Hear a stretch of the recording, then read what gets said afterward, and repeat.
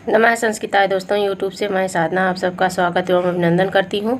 कैसे हैं दोस्तों आप लोग? आशा करती हूँ कि स्वस्थ व्यस्त मस्त होंगे, अपना और अपने परिवार का ख्याल रख रहे होंगे। दोस्तों इसी आशा और विश्वास के साथ दोस्तों आइए आज का पाठ शुरू करते हैं।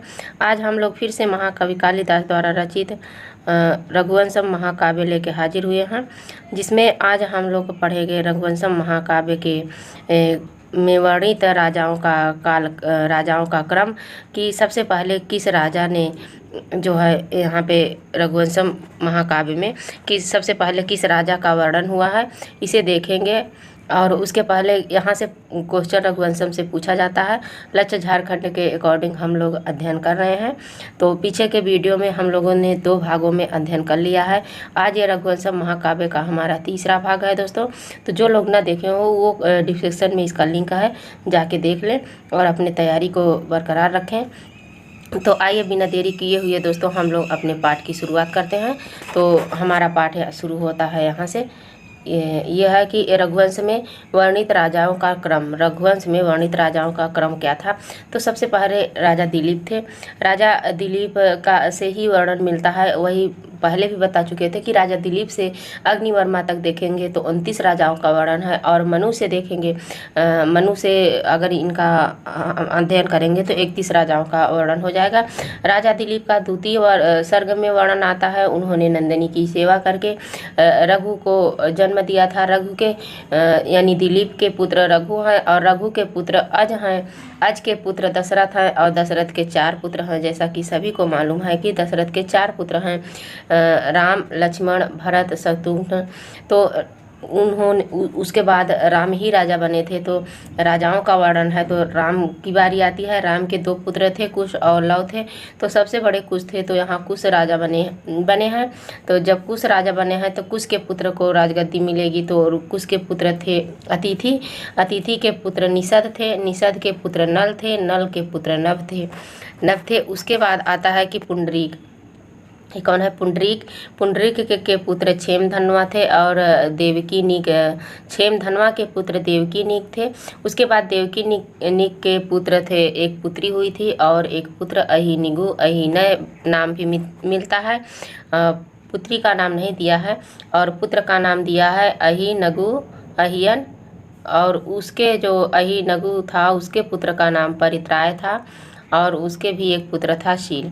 उसके बाद उन्नाभ था, शंकर था, व्युसितास था, विश्वस था, हिरण्यनाभ था, कौशल्य, सोमवसु, और सोमवसु के पुत्र पौष्य था। उसके बाद ध्रुव संधि का नाम आता है, सुदर्शन का नाम आता है। उसके बाद अग्निवर्मा का नाम आता है। यहाँ से देख लेते हैं। अग्निवर्मा के पिता सुदर्शन, सुदर्शन के ध्रुव संधि के पौष के पुत्र के सोमसुत कौशल्य, और कौशल्य के पिता जो थे वो नाभिणयक थे, नाभिणयक के विश्वसह थे, विश्वसह के व्युसितास थे, और संगणक थे। संगणक के पिता का नाम उन्नाभ था, उन्नाभ के पिता का नाम शील था, शील के पिता का नाम परित्राय था, परित्राय के पिता का नाम अहिनगु था। क्या था? अहिनगु। उसके बाद अहिनगु के पिता का नाम देवानीक था, देवानीक के पिता का नाम क्षेमधनवा था, क्षेमधनवा के पिता का नाम पुंडरीक, पुंडरीक के पिता का नाम नभ, नभ के पिता का नाम नल, नल के पिता का नाम निषद, निषद के पिता का नाम अतिथि, अतिथि के पिता का नाम कुश था। क्या था? कुश था।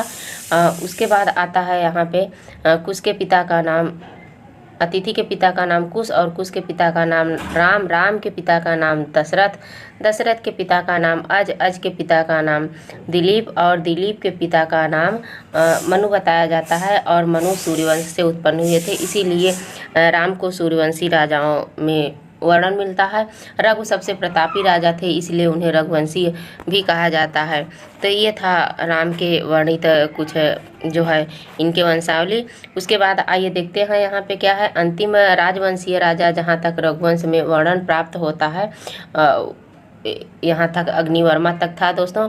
उसके बाद है कि कुछ प्रमुख पात्र कौन, कुछ आइए कुछ प्रमुख पात्रों को देख लेते हैं। सबसे पहले हम लोग राजा दिलीप को देखते हैं। रघुवंश महाकाव्य के प्रथम उन्नायक के रूप में वर्णित है राजा दिलीप। राजा दिलीप को रघुवंश महाकाव्य के प्रथम नायक के रूप में वर्णन किया जाता है। वैवस्वतः मनु के शुद्ध वंश से अधिक श्रेष्ठतर चरित्र वाला घोषित किया गया है राजा दिलीप को।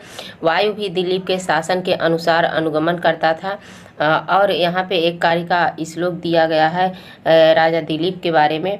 यस्मिन् महिषासती वणिनीनां निन्द्रां विहारार्थ पथे गतानां वातोऽपि नाश्रसयन् दशूकानि वातोऽपि नास्त्र संशय दशकूकानि कोलंबेयादहरणाय हस्तः। राजा दिलीप का वर्णन द्वितीय सर्ग में अलग से दिया गया है।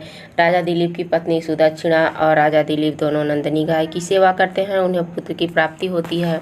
और जो है उसके बाद राजा दिलीप के बाद जो पुत्र प्राप्त होते हैं उनका नाम रघु है। तो रघु का चरित्र चित्रण हम लोग देख लेते हैं। रघु का यहाँ पे थोड़ा सा दिया गया है कि रघु के व्यक्तित्व की महत्ता इसी से द्योतित होती है क्योंकि उन्हीं के नाम पर सूर्यवंश का नाम रघुवंश पड़ा। रघु का चरित्र रघुवंशियों का आदर्श है। रघु को रघुवंश का केंद्रीय नायक माना जा सकता है। रघु का प्रताप और सूर्य का तेज दोनों एक समय में ही सारी दिशाओं में व्याप्त हो गए हैं। प्रतापस्य भानोश्च युगपद व्यान से दिशः। और रघु के बारे में कहा जाए जैसे कि रामायण में और जगह कहा भी जाता है रघुकुल सदा चली आई प्राण जाए पर वचन न जाई, तो ये रघुवंश से ही वर्णित था। उसके बाद रघु के पुत्र अज होते हैं। अज का वर्णन यहाँ पे देख लेते हैं। अज के चरित्र में शील और शौर्य की श्रृंगारिक पीठिका प्रदर्शित है। रघुवंश महाकाव्य धीर ललित नायक है। रघुवंश महाकाव्य के धीर ललित नायक हैं कौन? अज। चक्रवर्ती सम्राट रघु के प्रतापी पुत्र हैं अज। रानी इंदुमती के प्रेमी पति हैं अज। और इसी में जो है कहा गया है कि इंदुमती से राजा अज बहुत ही प्रेम करते थे और इंदुमती का स्वयंवर भी बहुत ही मार्मिक रूप से महाकवि कालिदास ने किया है। उसके बाद जो है इंदुमती का देहांत हो जाता है तो राजा अज का विलाप बहुत ही मार्मिक रूप से है।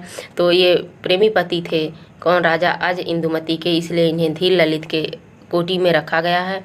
उसके बाद राम के पिता दशरथ का वर्णन आता है। यहाँ है कि राजा दशरथ थे। दशरथ के व्यक्तित्व का विकास वाल्मीकि रामायण के आधार पर वर्णित है, सभी को पता है। और राजा दशरथ दिग्विजयी सम्राट रघु के नाती थे और अज के पुत्र थे। राजा अज के प्रतापी पुत्र थे। दशरथ मानो पृथ्वी पर अवतीर्ण इंद्र ही हुए थे। क्या? इंद्र ही हुए थे। दशरथ को देख कैसे लगता था कि इंद्र ही साक्षात इस पृथ्वी पर आ गए हैं। उपगतो विनीनी सीरीव प्रजा हरिण्यो हरियोग विचक्षण। क्या है कि उपगतो विनीनीसु रिव प्रजा हरिहयो रिहयोग विशश्च। तो ये राजा दशरथ का था। आइए हम लोग थोड़ा सा राम के बारे में जान लेते हैं। राजा राम, महाकवि कालिदास राम को विष्णु का अवतार मानते हैं। वस्तुतः रघुवंश के वास्तविक नायक राम ही माने जाते हैं। रघुवंश का नायक भी राम को कहा गया है, राम को माना गया है। महाकवि राम का अपनी काव्य साधना द्वारा सर्वोच्च चित्रांकन किया है। सर्वाधिक सर्गों में राम का चित्रण दिखाया गया है, दर्शाया गया है। रघु और राम के महान चरित्र का तुलनात्मक अध्ययन करते हुए महाकवि ने रघु को महाकाव्य का प्रधान नायक माना है। किसको? रघु को प्रधान नायक माना है, लेकिन यहाँ नायक के रूप में राम का वर्णन किया गया है। तभी तो महाकाव्य का नाम रघुवंश पड़ा है। क्या? महाकाव्य का नाम रघुवंश पड़ा है।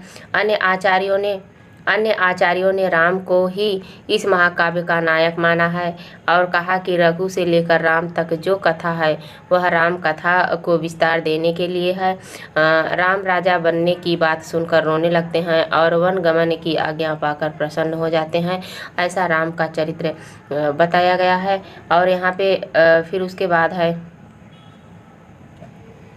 पित्रा दत्तारुदनं रामः प्राङ्गमहि प्रत्यापद्यत पश्चादनाय गच्छति तदा मुदितो अग्रहीतः। ये राम के बारे में कहा गया है कि जब पिता राम को राजगद्दी दे देते हैं तो रोने लगते हैं, बन जाने के लिए दे देते हैं तो प्रसन्न हो जाते हैं, ऐसा राम का चरित्र चित्रण है। उसके बाद आते हैं शत्रुघ्न। शत्रुघ्न राम के छोटे भाई हैं और सुमित्रा नंदन के पुत्र हैं, लक्ष्मण के भाई हैं और सभी चारों भाइयों में सबसे छोटे हैं। इन्हें उपनायक के रूप में रघुवंश महाकाव्य में रखा गया है। अयोध्या नरेश दशरथ के और रानी सुमित्रा के सबसे छोटे पुत्र हैं। लवणासुर नामक राक्षस से पीड़ितों की रक्षा करने के लिए शत्रुघ्न क्या वर्णित है। शत्रुघ्न ने यमुना तट पर मथुरा नगरी बसाई थी। मथुरा नगरी किसने बसाई थी? तो शत्रुघ्न ने बसाई थी। उसके बाद यहाँ पे कुश का वर्णन आता है। श्री रामचंद्र एवं सीता के ज्येष्ठ पुत्र लव के बड़े भाई कुश हैं। राम के बाद शासनारूढ़ है यानी राज सिंहासन पर कुश ही विराजमान होते हैं। नागराज की पुत्री कुमुदवती से इनका विवाह होता है। कुशावती नगरी के संस्थापक भी कुश हैं। प्रथम बार रामायण का गान करने वाले कुश एवं लव ही हैं। प्रथम बार इन्होंने रामायण का गान किया था अयोध्या में जाके, जब सीता माँ वन में निवास कर रही थी वाल्मीकि आश्रम में। तो उसके बाद कुश के पुत्र अतिथि का वर्णन आता है। अतिथि कुश पुत्र अतिथि सूरवीर एवं जितेंद्रिय राजा हैं। राम के पौत्र तथा कुश एवं कुमुदवती के पुत्र हैं। उसके बाद अंतिम जो आता है राजा अग्निवर्ण का यहाँ उल्लेख मिलता है। तो अग्निवर्ण रघुवंशी राजा सुदर्शन का पुत्र है। अग्निवर्ण रघुवंश का विलासी नायक है। यह सभी राजाओं में विलासी नायक है और अग्निवर्ण रघुवंश का विलासी नायक है। महाराज सुदर्शन ने सब शत्रुओं को जीत करके पृथ्वी को निष्कंठ बनाकर अग्निवर्ण को राजा बनाया। तो अग्निवर्ण ने अपने विलासिता के कारण उसे क्या किया? खो दिया। वह गवाक्षों पर बैठकर, कहा जाता है कि वह गवाक्षों पर बैठकर लटक कर दर्शन देता था। क्या? पैर लटका कर दर्शन देता था। कैसे देता था? पैर लटका कर। ऐसा वर्णन पाया जाता है रघु के प्रतापी वंश के अंतिम मुख होने का यही कारण है। वह अपने आप को भगवान समझने लगा था कि मैं ही भगवान हूँ और सबको गवाक्षों पर बैठ जाता था। उसके बाद पैर लटका के दर्शन देता था सबसे। और ये भी प्राप्त होता है कि यह रानियों और दासियों में विलुप्त रहता था। राजपाट का कोई ध्यान नहीं देता था। इसी से जो है यहाँ रघुवंशी राजाओं का विनाश हो जाता है, उनके प्रतापों का अंत हो जाता है, ऐसा बताया गया है रघुवंश महाकाव्य के द्वारा। तो आज बस यहीं तक दोस्तों। अगले वीडियो में हम लोग नारी पात्र को देखेंगे। ये हमारे पुरुष पात्र थे, तो नारी पात्र का उल्लेख हम लोग अगले वीडियो में करेंगे। आज बस यहीं तक। नमः संस्कृताय दोस्तों। जो हमारे नए साथी हो, वीडियो को देख रहे हो, चैनल को अभी तक सब्सक्राइब न किया हो तो सब्सक्राइब करें और कमेंट के माध्यम से हमें ज़रूर बताएं कि वीडियो कैसे लगा दोस्तों। नमः संस्कृताय। धन्यवाद।